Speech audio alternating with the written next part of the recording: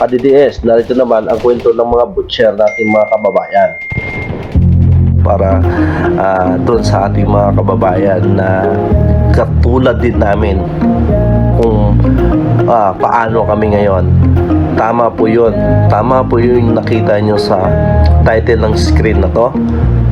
Kung paano ka kumita ng 150,000 pesos monthly o sa loob ng isang buwan. Mag-iisip ang iba, siguro napaka-imposible naman ito. Pero totoo yun, guys. Totoo na kaya mong kitain ng 150,000 pesos.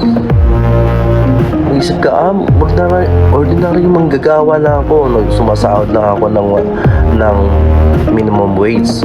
So, napaka-imposible naman yan, kabayan.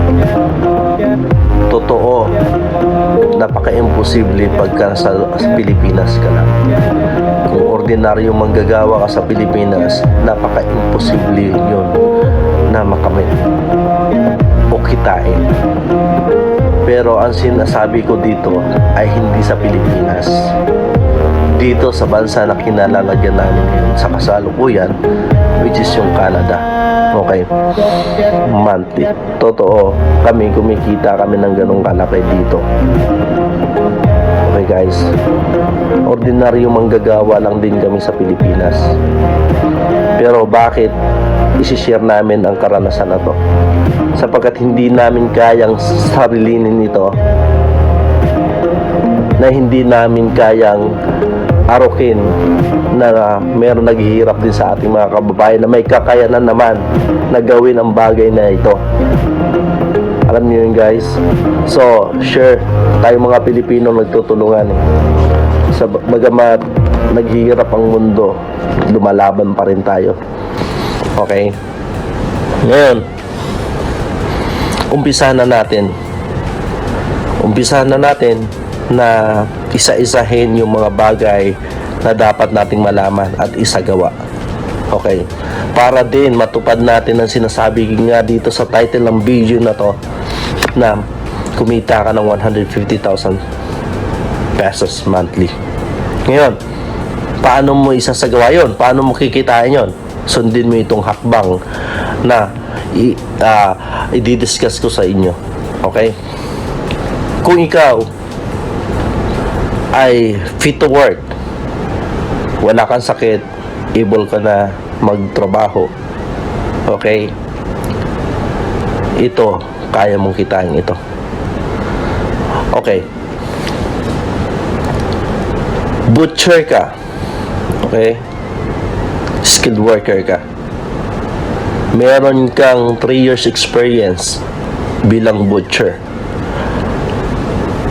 Dito muna tayo sa butcher, guys. Okay? I-discuss natin yung tatlong qualification na kailangan mapasa ng aplikante bilang butcher. Okay? Una, doon tayo sa qualification. Pangalawa, doon tayo sa requirements. Pangatlo, doon tayo sa process. Okay? Doon sa qualification, kailangan 23 years old to 45 years old ka. Meron kang 3 taong experience bilang butcher. Pero doon sa 3 taon na experience mo bilang butcher, guys, okay, kaalinsunod noon, kailangan meron kang SSS contribution, sapagkat yon ang proof na nagtrabaho ka nga bilang butcher. Yun ang hanapin ng agency dyan sa Pilipinas. Mamaya ipa-plus sa screen na to kung ano yung mga agency na dapat yung puntahan. Okay, yun yung hahanapin ng agency. Pagka meron 3 years experience ka, pinasa mo yung biodata mo o CV mo, curriculum VTA, so maano doon, magre-reflect doon asan yung ano mo, hanapin nila saan yung SS contribution mo doon sa pagka-butcher mo. Yun yan. Hindi lang enough yung 3 years experience. Okay, 3 years experience ang hinahanap nila, pero kailangan along with SSS contribution. Okay?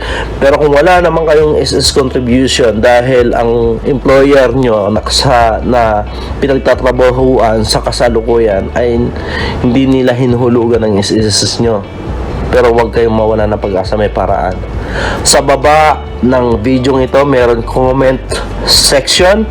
Maaari nyo akong imensahe doon.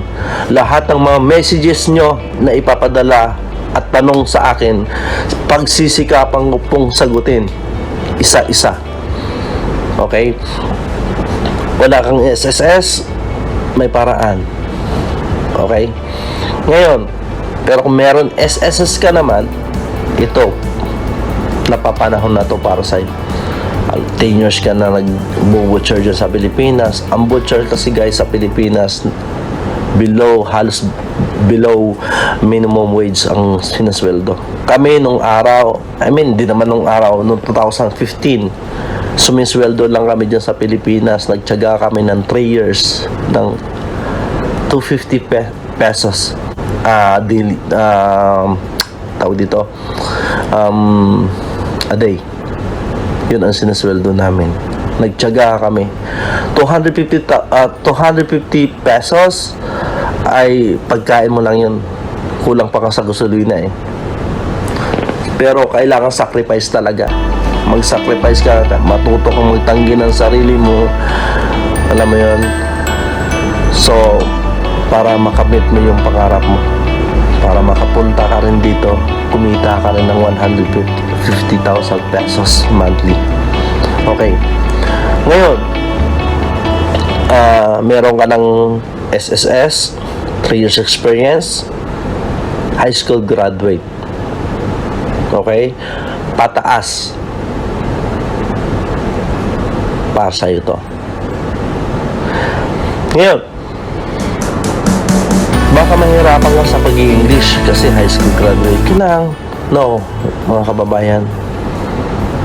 Kahit basic English lang ang alam mo, go ahead.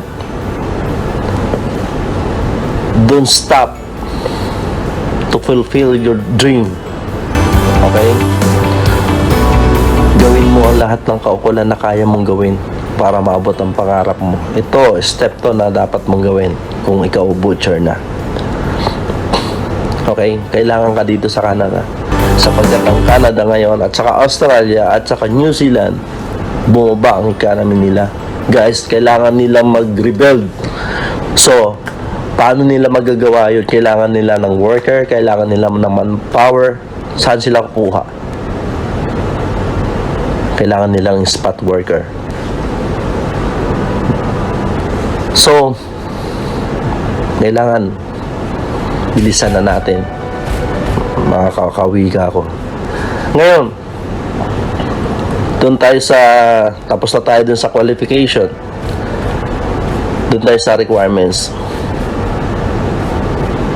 Basic requirements lang guys ang hahanapin muna sa inyo dyan sa agency na pag-a-applyan nyo. NBI, police, COA, yung certificate of employment nyo sa mga company na pinanggalingan nyo, at saka yun nga SSS premium static, at saka contribution history, gano'n. Tapos meron naman IELTS, yung International English Learning Test System. Pero bago kayo mag-take niyan, mga kababayan, mga kawika, ay meron na kayong employer o na interview, pasado na kayo sa employer interview. Okay, meron silang bagong pathway ngayon na hindi na kailangan mag-IELTS. Okay, tandaan nyo po ito. Doon lang applicable lang to sa mga na naka-apak ng second year college. Okay, pero kung high school graduate ka, kailangan mo mag-exam talaga ng IELTS. Ang kailangan na lang ng mga second year college ay WES. Ibig sabihin yung World Education Services. Hindi na kayo kailangan mag-exam, pa-test nyo na lang, at yun yung affiliated sa government dito. Okay? Sila yung magbibigay ng mga record school credential nyo dito sa government ng Canada. So, nag-gathered mo na lahat yon, ang mga requirements. Ang basic lang naman requirements ang kailangan mo muna. Apply ka na agad dun sa agency. Ang agency na meron tayong 4 or 5 na major agency dyan na papaalis monthly, yearly, o nagdi-deploy ng tao papunta New Zealand at saka Australia at saka Canada. Okay guys, ibibigay ko na sa inyo kung ano yung mga agency na yon na dapat yung puntahan at applyan. Okay? Ito sa screen na to, kita nyo.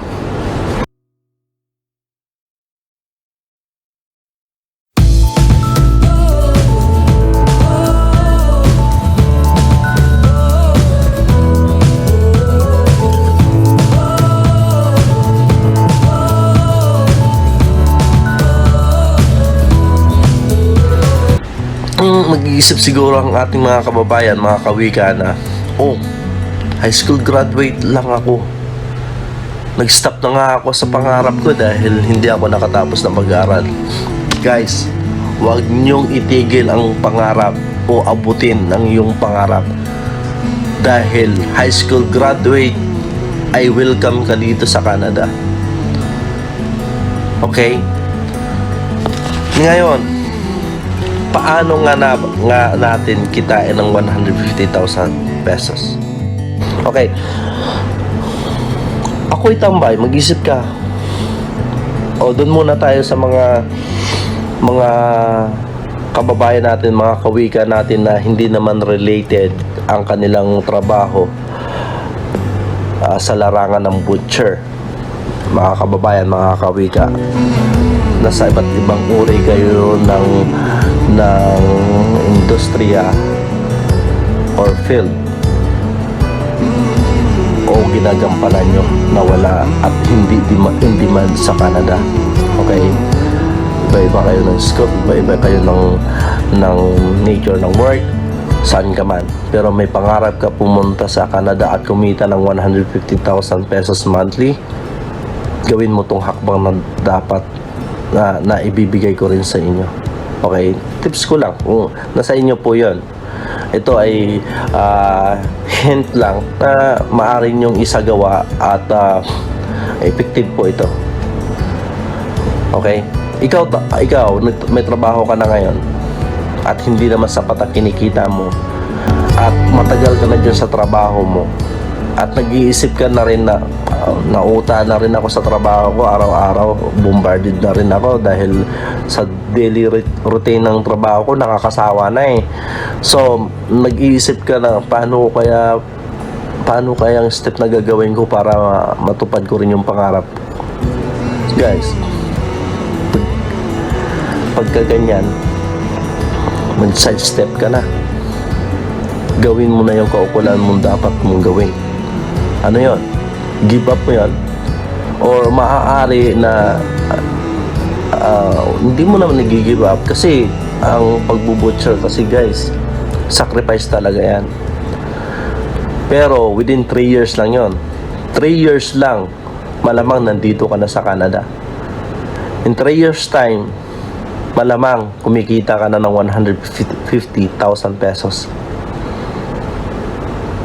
Nagtiyaga ka ng 3 years sa mababang sweldo, pero tiyak naman na makakapunta ka dito. Paano mo gagawin yon?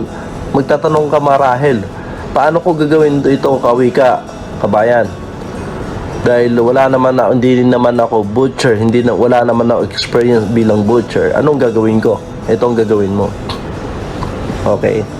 Kasi meron kami mga kasamahan noon papunta rito at doon din sa agency, doon din sa training center na mga doktor sila, pero nagbubutcher sila para lang, yun, stepping stone nila yun para makapunta sila dito. Kasi guys, 3 lang ang kaparaanan Very easiest way na pumunta dito sa Canada. Tatlo lang po yun. Una, mag-butcher ka. Mabilis ka makapunta dito sa Canada. Pangalawa, kailangan international student ka. Yun, madali din pumunta dito yan. Pero dun sa international student, kailangan may show money ka. Hindi bababa sa 1 million ang show money mo dun sa bank account mo. Okay? Pangatlo, kailangan caregiver ka.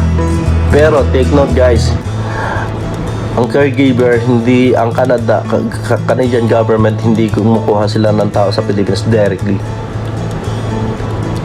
Ang ginagawa nila, i-discuss ko rin dito sa susunod doon sila kumukuha, nagpupul ng mga tao sa Taiwan, Singapore at Hong Kong.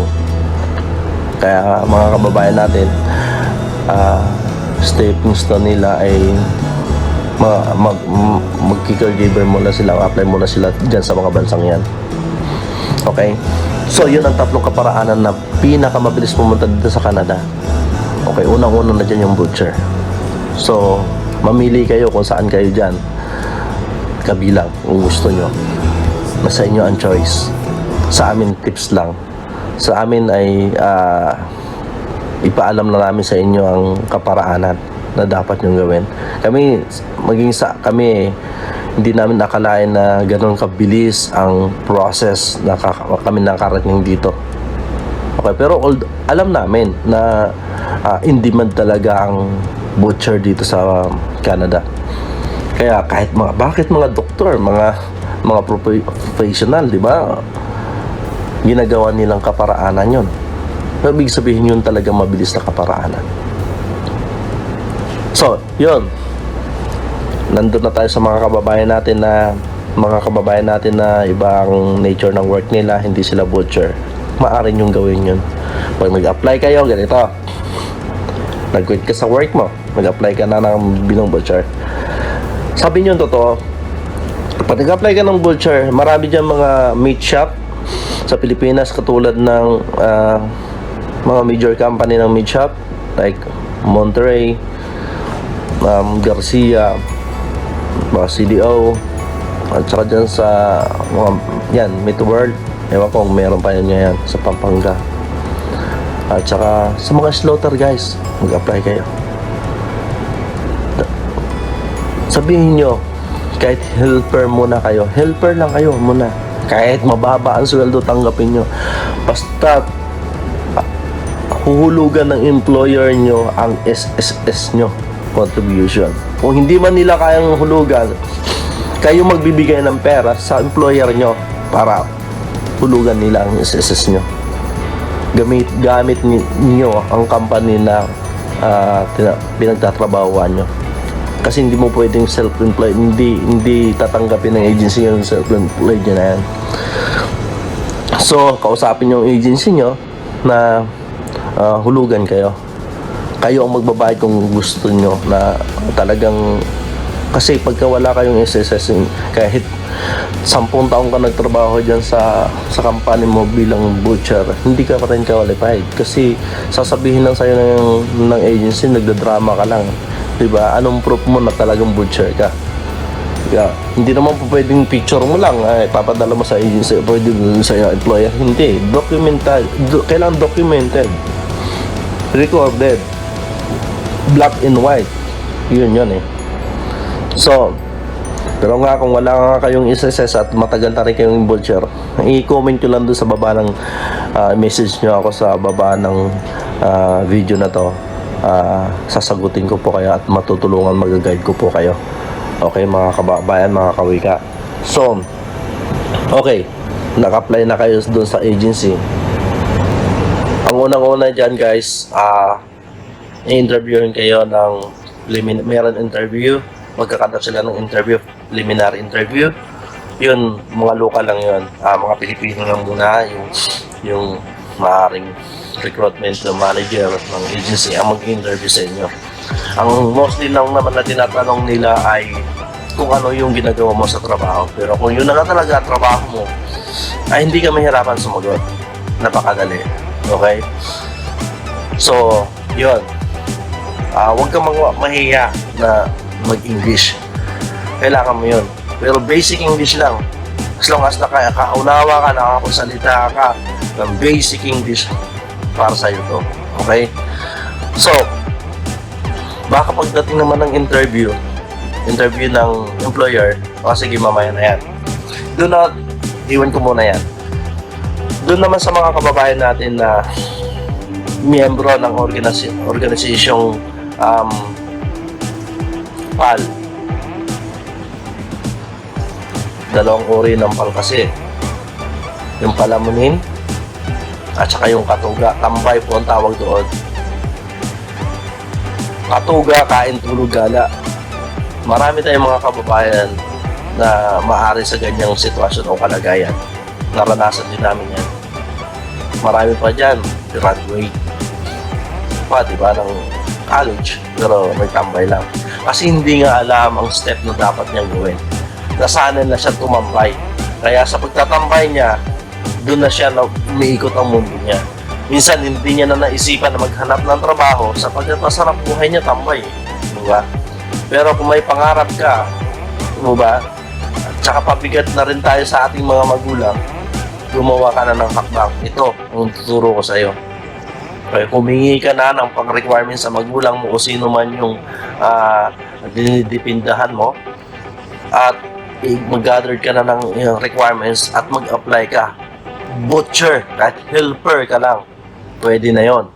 Magtiyaga ka muna. Pero after 3 years, apply ka na, papuntang Canada. Malamang, kikita ka na rin ng 150,000 pesos monthly. Di ba, hindi imposible yon? Pag ginawa mo yung hakbang na dapat gawin. Pero kung wala kang ginawa, hindi mo nga kaya kikitain to. Sacrifice ang kailangan dito.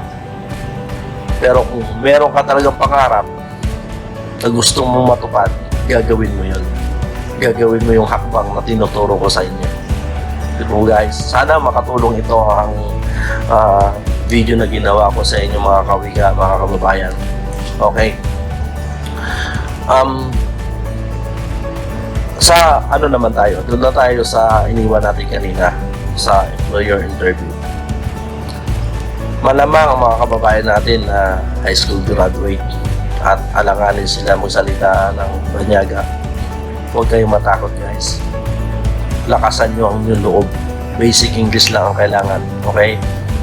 Ngayon, kasi may IELTS, yung mga high school graduate, may IELTS kayo na pagdaanan.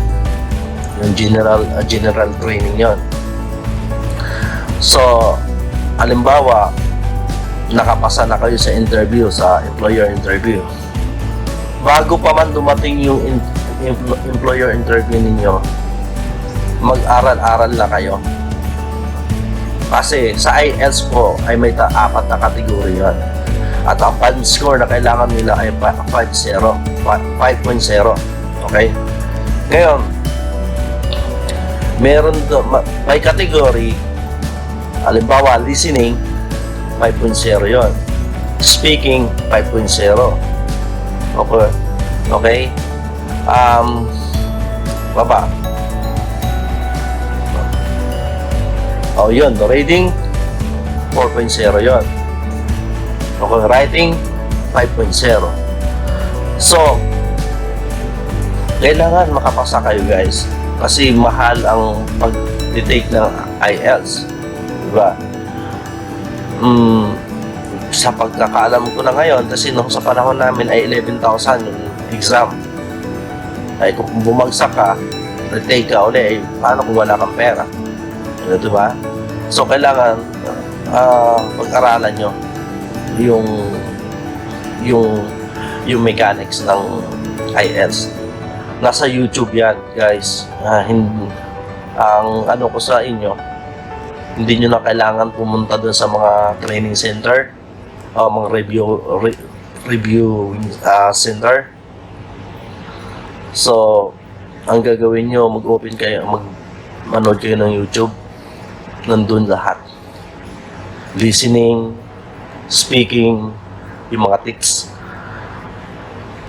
Lahat-lahat ng 4 na kategorya nandoon. Sa reviewer center kasi, minsan hindi mo matututunan dahil busy din yung mga mentor doon. Diba? Hindi talaga matututukan. So, mas maganda self-study talaga. Self-study is the best. Kumuha ka ng headset. Diba? Saksak mo yun. Manood ka ng YouTube. Effective yun. Okay. So, halimbawa guys, nandun ang, ito na, nasa ano na po tayo. Nasa employer interview na tayo. Okay. May 3 years experience ka na, no? At alanganin ka sa salita mo. Pag tinanong ka, hindi mo kayang explain lahat ng ginagawa mo sa trabaho mo, sa job site. Anong dapat mong gawin? Para magkaroon ka ng lakas ng loob, ituturo ko rin ito. Para makatulong din sa inyo. Sana, sa mga butcher dyan, huwag kayong panghinaan ng loob. Sana, sundin nyo tong bibigay ko sa inyong tips. Pagka hindi nyo na kaya guys, na sagutin o i-explain o i-express kung ano ang ginagawa nyo sa job site, sa trabaho nyo, pag tinanong kayo ng employer, gagawin nyo guys bago kayo pumasok sa interview. Kasi employer interview nyo, pinaghahandaan nyo yan eh. Kailangan doon pa lang sa mga unang taon nyo bilang butcher, pangalawang taon nyo ng butcher, mag-record kayo ng video. Kailangan kung ano yung ginagawa nyo dun sa trabaho nyo, makisuyo kayo sa mga co-worker nyo, sa partner nyo, na videohan kayo habang ginagawa nyo yung trabaho nyo. Okay, hindi naman kailangan mahaba. Clip video lang. Alam nyo kung bakit? Mamaya i-discuss ko sa inyo yan. Yung pinaka-the best na video nyo, yung sa tingin nyo ma-impress yung yung employer. Okay? So, makagather ka na ng video niya sa loob ng 3 taon, meron ka ng video niya. I-save mo yan sa cellphone mo, sa smartphone mo. I-save mo yon. Kailangan clear mo rin na ma-save. So, ngayon, interview ka na, nasagot mong iba, pero alanganin ka na. So, ang sasabihin mo sasabihin nyo sa employer, sa mga interviewer, "Excuse me ma'am, sir, if you don't mind, if you're allowing me to show you the video that I prepare for you, it will be great." Sabihin lang ganun. So, pag sinabi nyo yun guys, hindi kayo tatanggihan. Okay, show me. Sasabihin sa inyo ng employer, show me. Danas po namin yun. Danas din namin yun. Alam niyo kung bakit? Ginagawa namin yun. Okay, huwag kayong matakot o huwag kayong mag-hesitate na magsalita kung hindi nyo kaya. Diba? Maging totoo kayo. Diba? So, once na makita ng employer nyo yun, na ito palang skill mo na talagang qualified ka sa hinahanap nila, although hindi mo ma-explain sa kanila, malamang 101% pasado ka guys. Pasado po kayo. Yun lang. Malamang isa ka sa makakapasa at makakuha ng 150,000 pesos monthly. Higit pa. Mahigit pa. Totoo po yan. Mahigit pa. Kasi dito pag may overtime, kita ka malaki. So, yun yung pinaka-the best na dapat yung gawin. Tiyaga lang kayo. Ang butcher ay siyempre ang iba sa atin hindi alam yan eh. Diba? Ano po yung butcher na yan? Ano ba yung matanchero na yan? Kasi bibihira lang yung doon makikita nyo. So makikita nyo pag pumunta kayo sa supermarket, yun, makikita nyo doon, may meat shop doon, saka nyo lang makita, yun, yung mga nagtitinda roon, mga butcher yun. Okay? Doon sa mga wala talagang idea sa butcher, meron akong ipapakita sa inyong clip video lang na kung ano ang ginagawa bilang butcher, ano yung trabaho noon. Actually, hindi ako nakakuha ng video dito sa Canada kasi bawal talaga. So, mapapakita ko lang din talaga sa inyo ay yung ginagawa ko sa Pilipinas. Okay.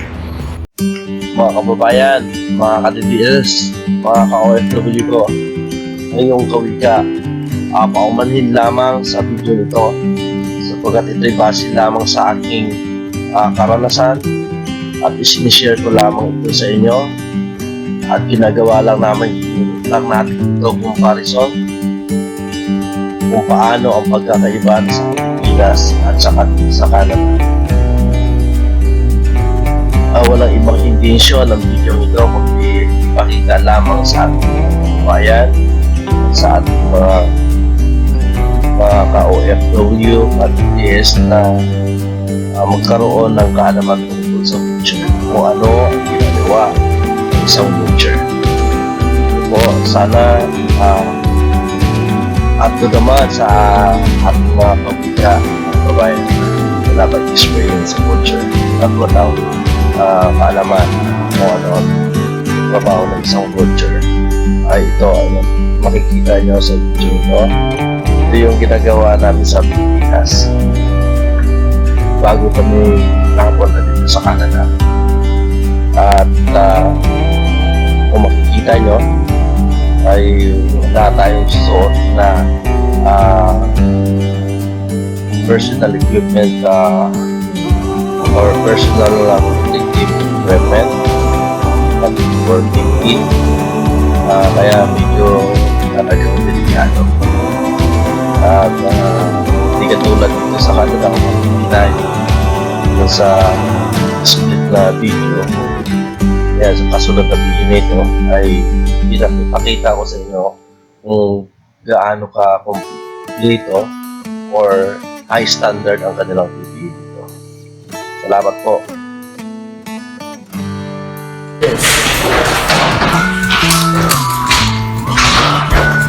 Ganito ka safety ko. Kung nakikita niyo sa video ko, kung nakikita niyo dun sa video ko, yung rescue, diba? Kasi walang safety. Pipili. So, dito nakipili. Let's go.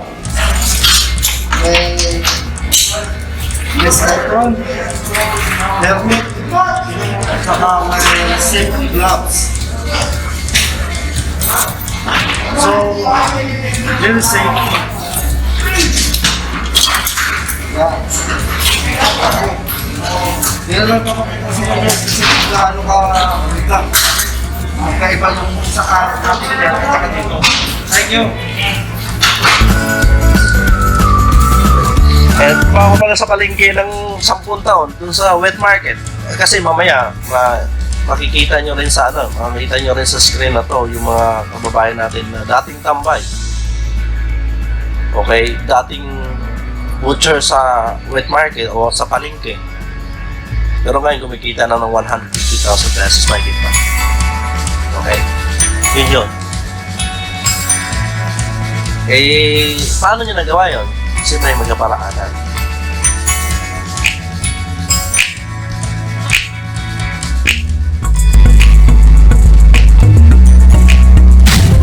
Ito sir, pwede mo bang i-share sa amin yung experience mo sa Pilipinas? Paano ka ba nakarating dito sa Canada? Yung pinsan ko nasa Australia, butcher. Imbis na magtrabaho ako dun sa field ko, mas pinili ko mag-butcher. Kumuha ko na yung sito. Pagkatapos noon, nag-apply ako ng butcher sa Montreal. Sa awan ng Diyos, nandito na sa Canada. So bilang butcher sa Pilipinas, magkano naman ang sinesweldo mo? Baba ng sahod dun. Lang yata eh. Kalaan mo, 3 months namin, 250. Pag titisan mo yun, makakuha ng experience, di ba? Pero para sa pangarap, siyempre titisin mo yun. Sir, pwede mo bang i-share sa amin yung experience mo bilang butcher sa Pilipinas at kung paano ka nakarating dito sa Canada bilang butcher dito ngayon sa Ontario? Unang-una, isa po akong OFW, isang sea base. Hindi pa ako butcher sa Barao. Isa pa akong Pastry ka, okay. sa deck. Okay. Ngayon, nung nagbakasyon ako, nainganyo ako doon sa pinsan ko na nandito sa Canada ngayon. As butcher. So narinig mo sa pinsan mo na hindi man ang butcher Di man sa ang kanila. butcher dito. At saka sa- Ngayon, paanong process?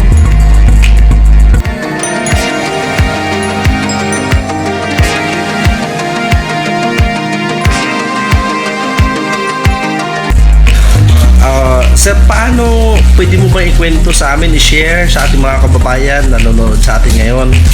Paano ka ba nakarating dito sa Ontario, sa Canada?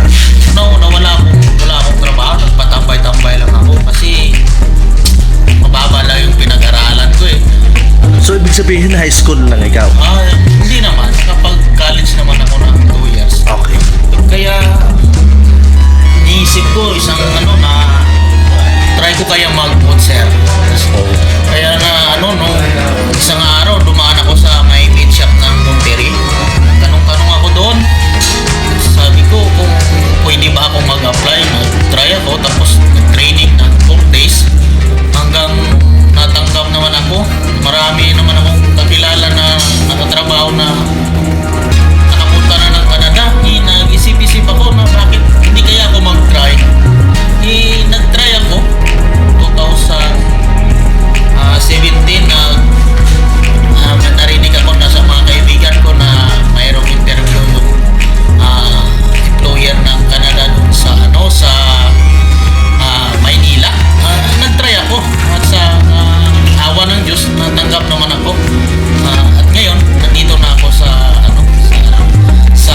Canada. Ibig sabihin, pagka ang skill mo ay butcher, talagang Hindi man talaga. hindi man. Oo. Doon ko lang nalaman na hindi man talaga yung butcher sa Canada, lalo na sa Canada.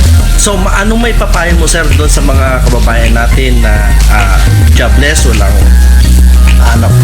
walang trabaho ngayon, patambay-tambay. Anong may papayo mo doon?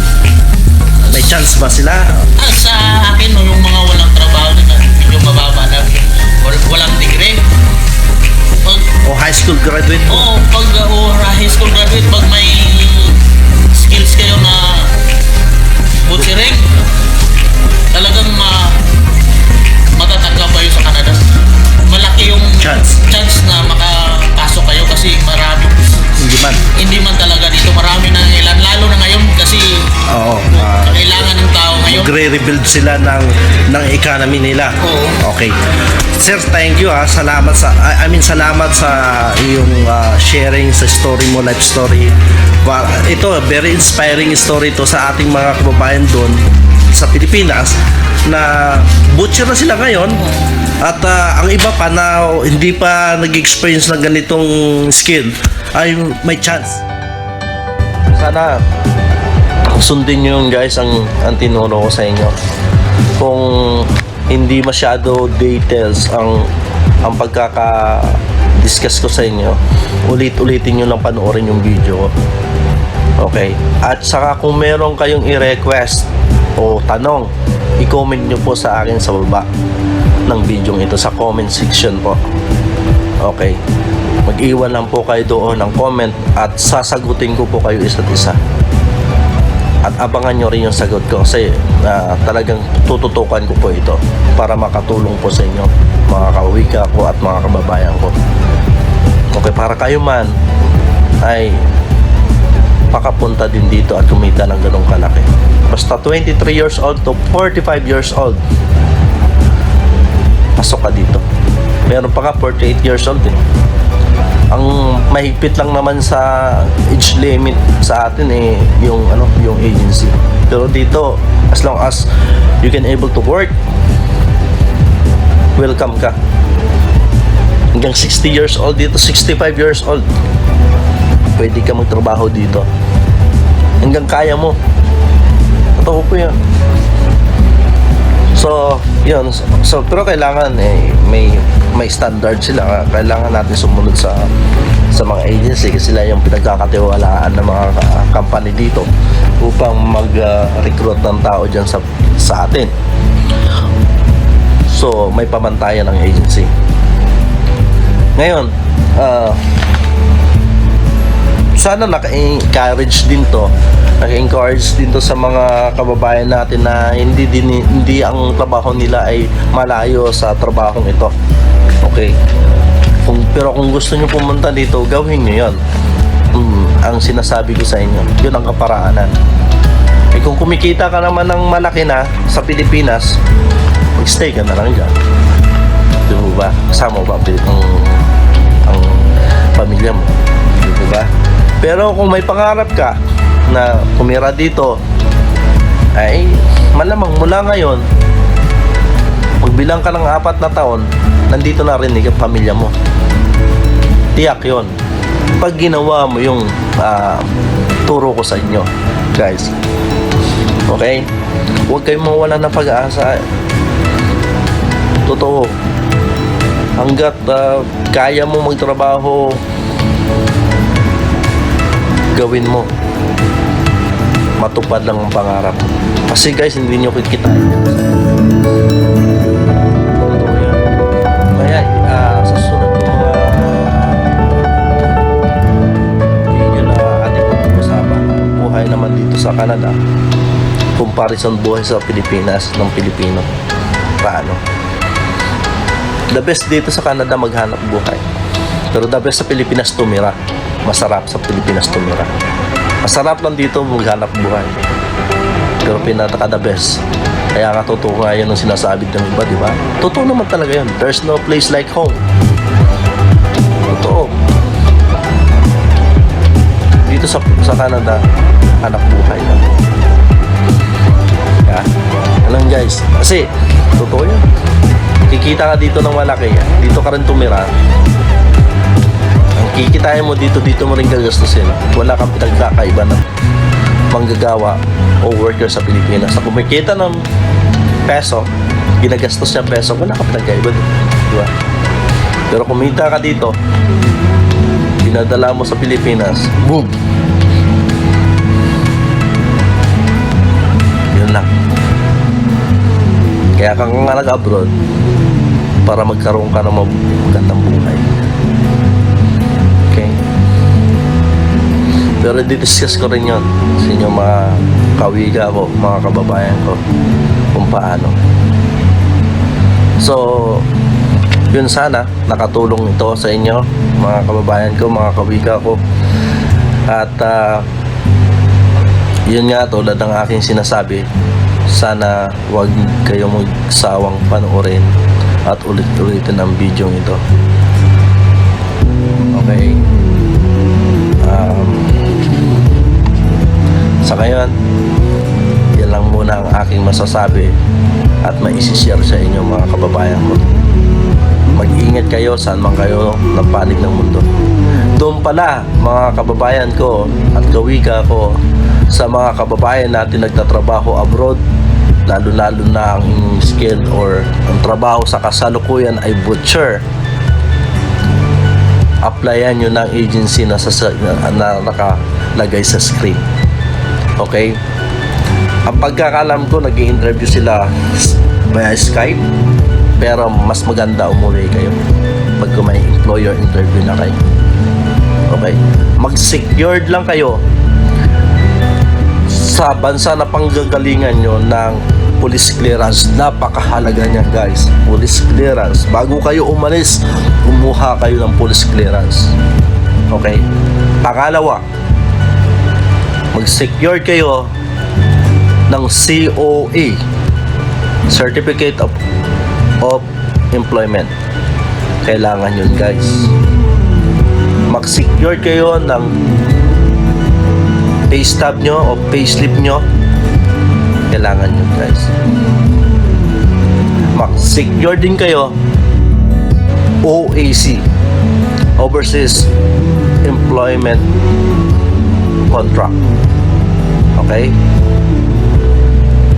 Mag-secure kayo no? Kahit kopya. Pero makukuha nyo na kasi yung OAC na yun sa POA. Makakuha na po kayo no? Kaya sa embassy dyan sa pinagtatrabahoan nyo, makakuha kayo na. Pero ang pinakamalaga ay police clearance at saka COA no? Hindi nyo na kailangan ng, alimbawa, nagtatrabaho kayo ng butcher, hindi nyo na kailangan, ang trabaho nyo ay butcher sa ibang bansa, abroad kayo, hindi nyo na kailangan ng SSS. Yung certificate of employment lang, yun na yung proof. At saka yung contract nyo, yun yung proof na kayo butcher nga. At ang trabaho nyo butcher sa ibang bansa. Okay? Yun yung... So, pero kung sa local ka, Pilipinas ka lang trabaho bilang butcher, ay kailangan mo ng proof, SSS. Yun. Yun na yung pamantayan nila. Yun yung requirements. Okay. And also, I would like to thank so all the production staff. Thank you sa inyo guys.